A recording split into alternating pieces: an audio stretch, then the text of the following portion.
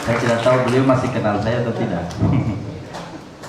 Juga tentunya yang saya cintai, saya doakan dengan segala kebaikan seluruh warga binaan Lapas. Insya Allah semuanya dalam bimbingan dan lindungan Allah Subhanahu wa Ta'ala.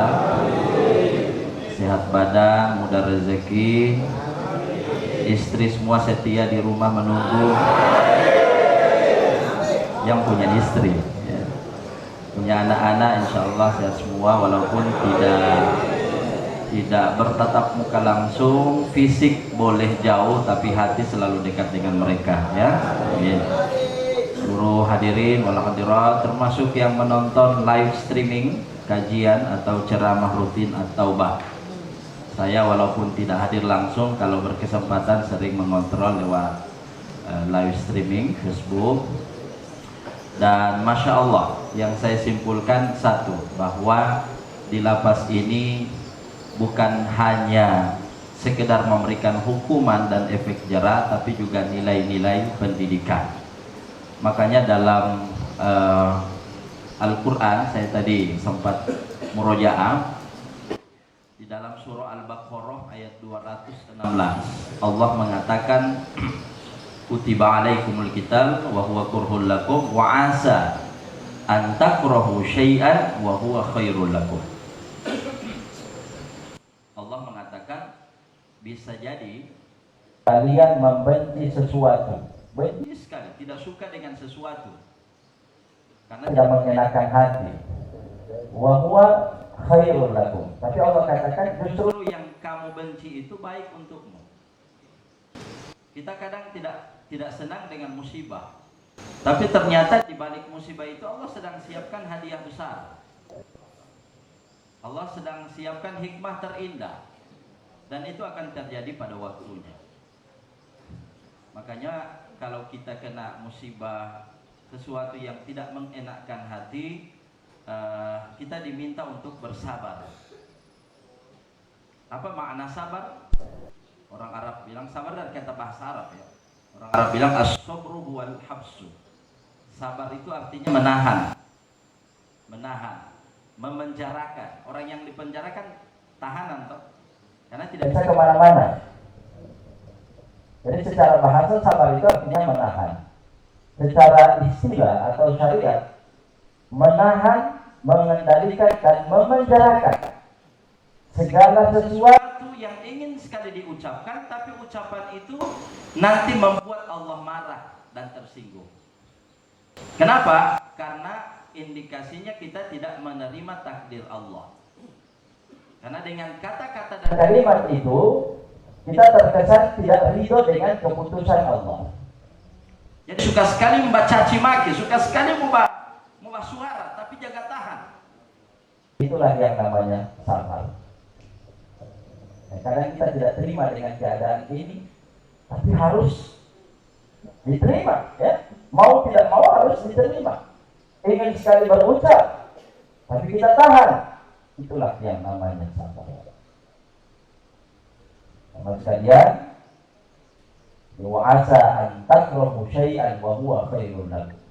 Boleh jadi kita membenci sesuatu, tapi sesuatu itu ternyata justru lebih baik untuk kita. Wa asa an tuhibbu syai'an wa huwa syarrun lakum. Dan sebaliknya Allah katakan bisa saja kalian menginginkan sesuatu, mencintai sesuatu, wa huwa syarrun lakum, tapi ternyata sesuatu itu tidak baik untuk kalian. Sesuatu itu justru buruk untuk kalian. Ada orang yang ingin sekali jadi kaya, tapi sampai mati tidak kaya-kaya. Dia menginginkan kekayaan, tapi Allah tidak mau kasih. Kenapa? Allah cinta sama dia. Allah tahu bahwa nanti kalau Allah kabulkan keinginan dia menjadi orang kaya, nanti kekayaannya bisa jadi mencelakakan dia. Kalau tidak membuat dia zalim kepada orang lain, atau murka kepada Allah, durhaka kepada Allah, melanggar aturan-aturan Allah, minimal menjadi sombong dengan kekayaan. Makanya kalau orang berusaha keras tapi ternyata begini terus, apa yang orang lakukan? Husnuzon sama Allah. Ini kata kunci. Kalau kena musibah, husnuzon sama Allah. Berarti Allah cinta sama orang. Ya, Allah cinta sama kita. Kemarin saya membaca lewat di Facebook saya, status istrinya ini Sandi, di situ beliau posting videonya, antum ya, bikin testimoni. Terima kasih, kami di sini bukan cuma sekedar dibina tapi juga ditanamkan nilai-nilai pendidikan. Maka saya komen di situ, kebetulan beliau kenal dengan saya, juga istrinya juga kenal.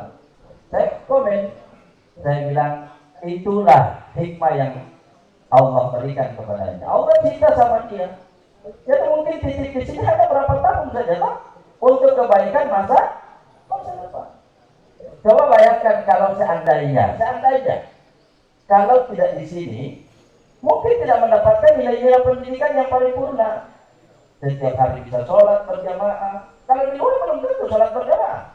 Kalaupun sholat, iya mungkin di rumah. Tapi kalau berjamaah belum tentu. Paling tidak itu hikmahnya. Kalau di luar belum tentu bisa belajar Al-Quran, bikin tohar, bikin sholat. Tapi kalau di sini dapat semuanya. Maka husnuzon dulu sama Allah. Dengan begitu orang tidak mencontoh. Tapi kalau husnuzon negatif thinking dengan Allah, kayaknya Allah tidak sayang sama saya, kayaknya Allah jahat, Allah begini, Allah begitu, justru kita akan semakin tertekan. Jadi terkadang musibah itu harus disyukuri. Paling tidak dengan musibah masuknya seseorang ke dalam penjara itu meminimalisir kejahatan, meminimalisir kemaksiatan, meminimalisir dosa. Karena setiap orang pasti berdosa. Orang yang di dalam ini pernah berdosa, yang di luar sana sedang menjalankan dosa. Cuma bedanya ada yang ketahuan, ada yang tidak ketahuan. Itu saja.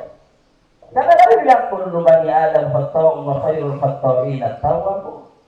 Setiap pakai kata kullu, setiap anak Adam alias manusia pasti pernah berbuat salah. Pasti pernah berbuat dosa, tapi sebaik-baik pendosa adalah orang yang segera kembali taubat kepada Allah. Mungkin kalau karena di luar Allah tunggu-tunggu tidak taubat, Allah kasih masuk dulu di Masjid At-Taubah. Iya kan? Supaya dia di mana? Kita pilih mana? Allah hukum di akhirat atau Allah hukum di dunia? Di dunia, hukuman di dunia tidak seberapa dengan hukuman akhirat. Jadi itu husnuzon kita kepada Allah.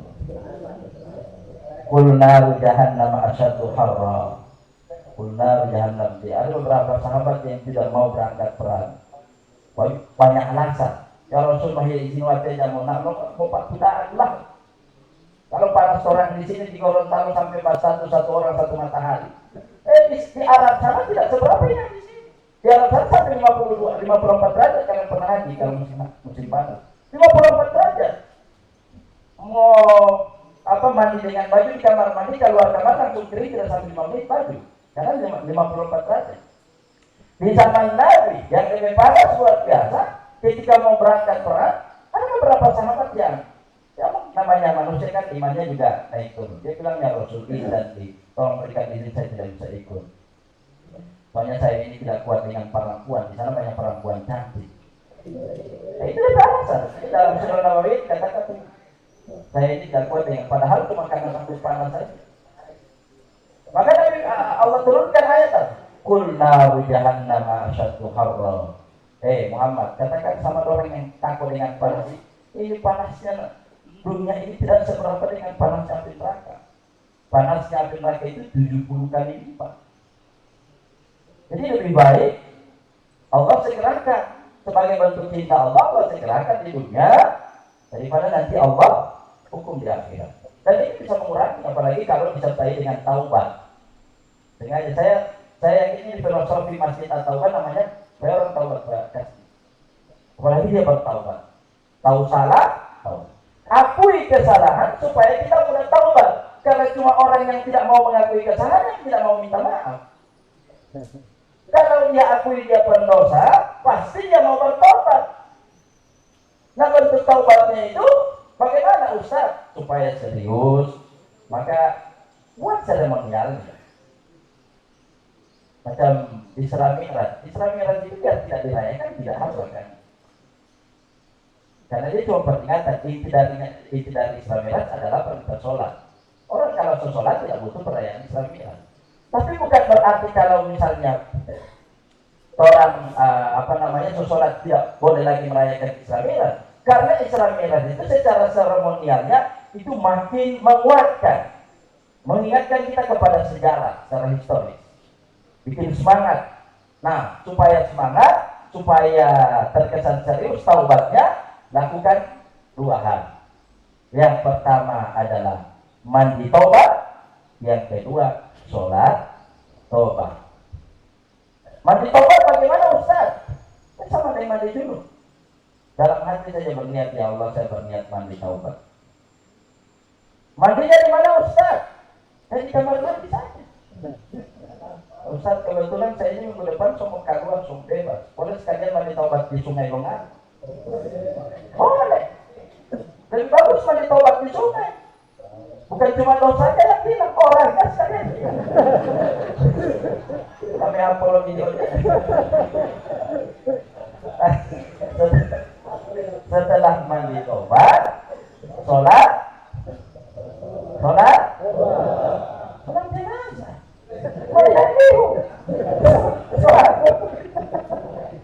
Dia sholat taubat. Niatnya dalam hati pun bersolli sunnat taubat rokaatain. Kalau bisa bahasa Arab. Kalau tidak, saya berniat sholat taubat 2 rakaat. Allahu Akbar. Rakaat pertama baca surat Al-Fatihah sambung dengan Al-Kafirun. Rakaat kedua surat Al-Fatihah tambah dengan Al-Ikhlas. Tapi baca lengkap. Nah, Allahu Akbar, Al-Fatihah, Al-Kafirun, Allahu Akbar. Baca lengkap. Selesai salam kanan, salam kiri, maka lakukan 3 hal. Tapi paling bagus waktunya pada maghrib menjelang isya, antara maghrib isya. Namanya sholatul awwabin. Sholat orang-orang yang ingin taubat. 6 rakaat. 2 rakaat, berdiri lagi, 2 rakaat, salam 2 rakaat. Pokoknya 3 kali salam semua. Tapi kalau tidak mau 6 rakaat, 2 rakaat sudah cukup. Didahului dengan mandi. Tidak mandi tidak apa-apa, yang penting berwudu. Karena Nabi bilang, ma min abdin adnaba dzanba, tidaklah ada seorang hamba yang sudah berbuat dosa kemudian dia bikin tohar, maksudnya berwudu atau mandi, lalu sholat rakaatain, sholat 2 rakaat, illa ghafarallahu lahu dzunubahu kullah, kecuali Allah akan ampuni seluruh dosa-dosanya. At-taibu minadz dzanbi kama la dzanba lahu. Orang yang taubat dari suatu dosa, maka dia dianggap tidak pernah berdosa. Cuma di mata manusia memang susah mau hilang, tapi di mata Allah mau hilang. Orang mau cari ridho Allah atau ridho manusia? Ridho Allah, jadi tidak usah pusing dengan status manusia. Pandangan manusia tidak usah. Yang penting kita sama Allah sudah bersih. Apalagi nanti mau datang Ramadan, ada 10 hari terakhir Ramadan, manfaatkan yang namanya Lailatul Qadar. Malam Lailatul Qadar khairum min alfi syahr. Kalau Bapak sholat di malam itu, zikir, baca Quran atau ibadah apapun di malam itu dengan niat menghidupkan Lailatul Qadar, maka Allah ampuni seluruh dosa-dosanya dan dicatat seperti orang yang beribadah selama 83 tahun. Tambah lagi dengan bacaan. Intinya di sini, tambah dengan bacaan. Semua sahabat ini. Allahumma innaka afuwun tuhibbul afwa. Nah, apaan? Sahabat. Itu bacaan bukan bacaan biasa. Allahumma innaka afuwun tuhibbul afwa fa'fwan. Ya Allah, Engkau itu Maha Pemaaf dan senang dengan memberikan maaf. Dan Engkau cinta dengan orang yang suka meminta maaf. Fa'fu anni, maka maafkan aku. Ini berbeda dengan maghfirah. Maafnya Allah itu berbeda dengan maghfirah. Maghfirah itu Allah tidak menghukum, tapi DP catatan masih ada. Catatan dosa itu masih ada. Kalau Allah maafkan, tidak dihukum, plus catatannya semua dihapus. Maka ucapan di malam Lailatul Qadar itu, Allahumma innaka afuwun, kata para ulama, menghapus seluruh catatan dosa. Bukan cuma dosanya, catatan dosa. Nah, itu sekedar bekal nanti. Siapa tahu masih mampu dapat dengan Ramadan dan Lailatul Qadar. Makanya jamaah sekalian, setelah sholat taubat tadi, hadirkan 3. Apa itu? An-nadam, menyesal. Silakan ingat dosa masing-masing. Karena orang semua punya dosa. Ya Allah, saya pernah menipu. Ya Allah, saya pernah memukul. Ya Allah, saya pernah berzina. Ya Allah, saya begini. Hadirkan. Ya. Setelah itu menyesal. Saya pernah menyesal, saya pernah begini, saya menyesal ya Allah. Yang kedua, al-iqla'u minadz dzanbi. Ini syarat harus terpenuhi dalam taubat. Kalau tidak, Allah tidak menerima taubat. Setelah an-nadam ada namanya al-iqla'u minadz dzanbi. Berhenti dari perbuatan dosa. Kalau di sini tidak mungkin lagi bikin dosa. Kecuali kalau dosa ghibah ya. Ghibah di luar penjara, dalam penjara di luar ghibah. Baik. Ya, dosa karbota. Dalam penjara, dalam luar penjara ada karbota. Nah, maka berhenti dari perbuatan dosa itu. Baru yang ketiga, al-azam. Apa itu al-azam? Berjanji, bertekad untuk tidak mengulangi lagi. Termasuk kalau keluar dari sini. Karena kalau keluar lagi baru bikin lagi, nanti masuk lagi jadi residivis. Jangan. Ya, misalkan ini jadi pelajaran untuk kita semua jamaah sekalian. Ya, untuk Anda yang ada di sini pelajaran. Untuk kami yang tidak pernah di sini juga pelajaran. Semuanya saling nasihati diri. Tawasau bil haqqi wa tawasau bis sabri. Itu kalau berkaitan dengan hak Allah. Ya Allah, saya terima pernah minum khamar. Ya Allah, saya pernah narkoba. Itu hubungan Anda dengan Allah, bukan dengan manusia. 3 syarat sudah cukup. Malam ini Anda taubat, malam ini Allah hapus. Tapi kalau berkaitan dengan hak orang, ya tambah 1 lagi syaratnya. Ini agak berat. Apa itu? Kembalikan hak orang yang pernah diambil. Bahaya. Ustaz, saya mau bertobat. Dosa apa? Aduh, dulu kemarin Ustaz, ya Allah, tiap hari begini. Apa? Pas sholat? Tidak, pemilu. Cukup 3 syarat. Ustaz, saya mau bertobat. Dosa apa?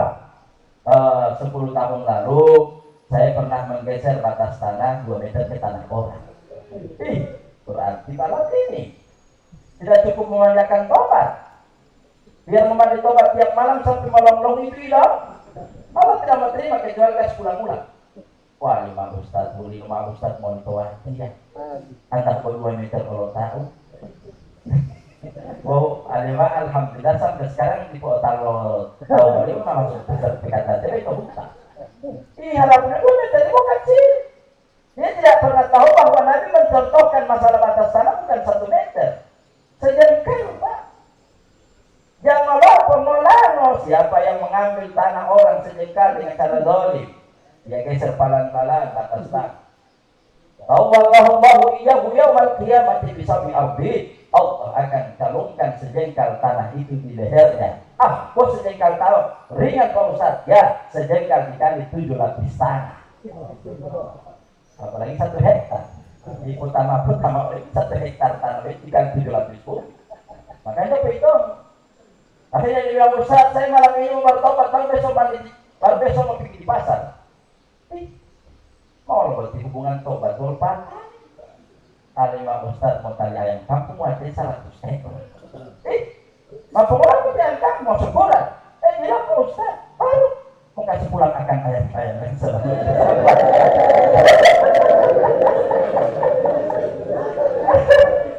Gimana ditolak kok karena harus membuat ini bisa. Dia bilang Ustaz, masalahnya saya sudah hafal sampai ayam. Kalau timur. Baiklah kalau mereka kasih sama ayam. Kembali lagi pada inti ceramah saya tadi. Ya, ada pemetaran khairul kalami qalla wa jalla. singkat tapi mengena alias berbobot, toh? Daripada ceramah panjang tapi kurang bobotnya atau kurang hikmahnya. Jadi terbatas 5 menit lagi insya Allah. Jamaah sekalian, saya kembali lagi ke ayat tadi. Kalau berkesempatan buka baru renungi Al-Baqarah 216, ayatnya 216.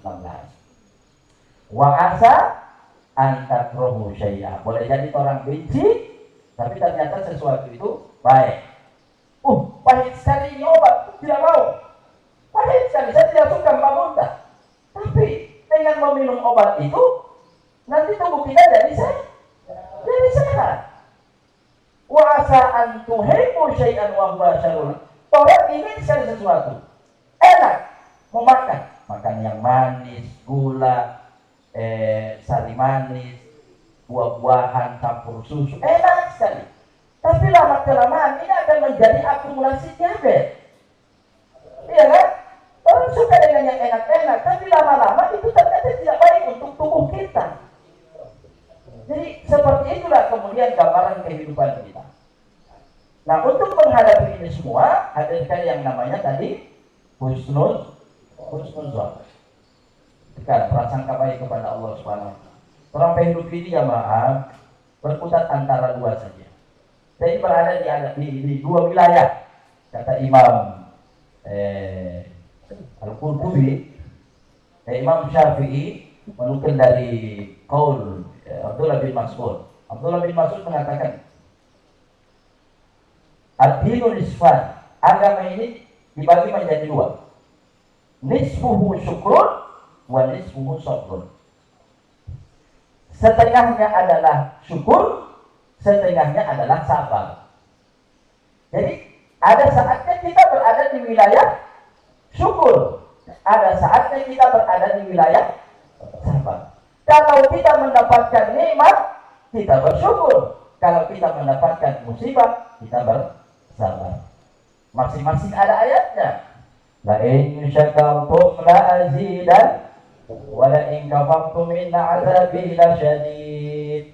La in syakartum. Kalau kamu bersyukur, pasti Allah tahu.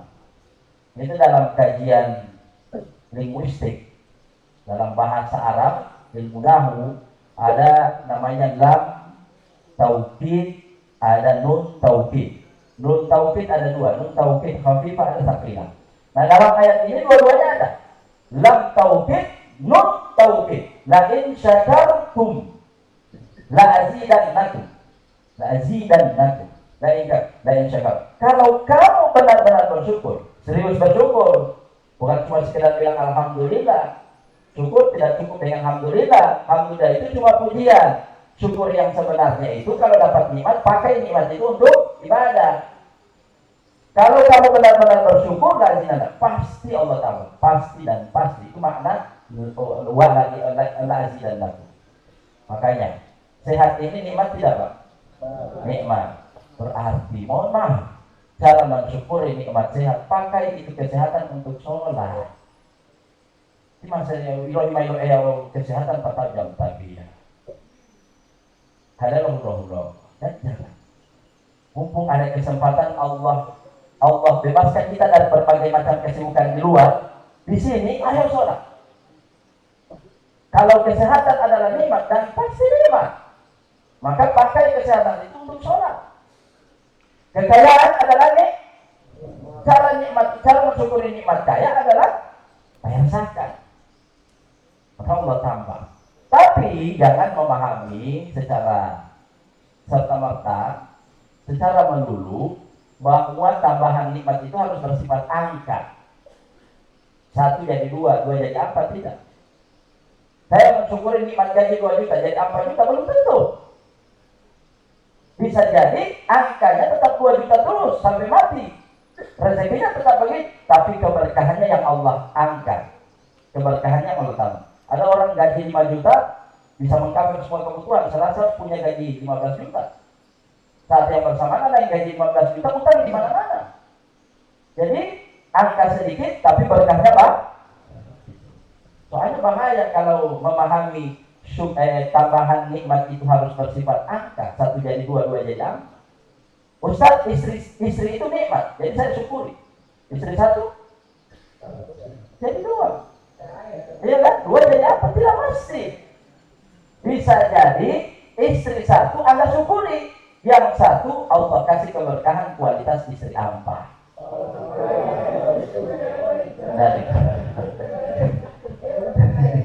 Daripada istri ampa mau palang tanggal, daripada istri ampa tapi tidak bisa berperan sebagai istri. Ya, itu. Dan syakaltum la azidannakum wa la in kafartum inna adzabi lasyadid. Nah, kalau tidak syukur alias kufur, ancaman Allah tidak ditarik lagi itu nikmat.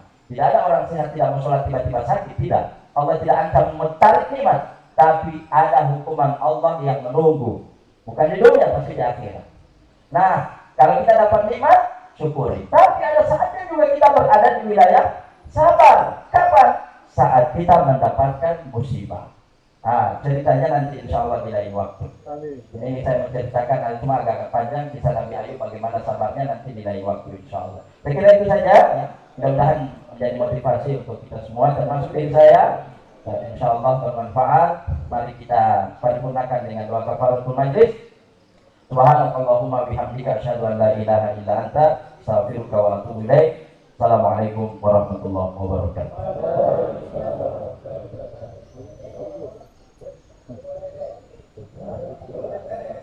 Baik, terima kasih. Itulah tausiah atau ceramah agama pada sore hari ini yang dibilang sudah dengan doa oleh Ustaz Bapak Ahmad Jafar. Kemudian terima kasih demikian dan kita ucapkan alhamdulillah. Alhamdulillahirabbil alamin. Wassalamualaikum warahmatullahi wabarakatuh.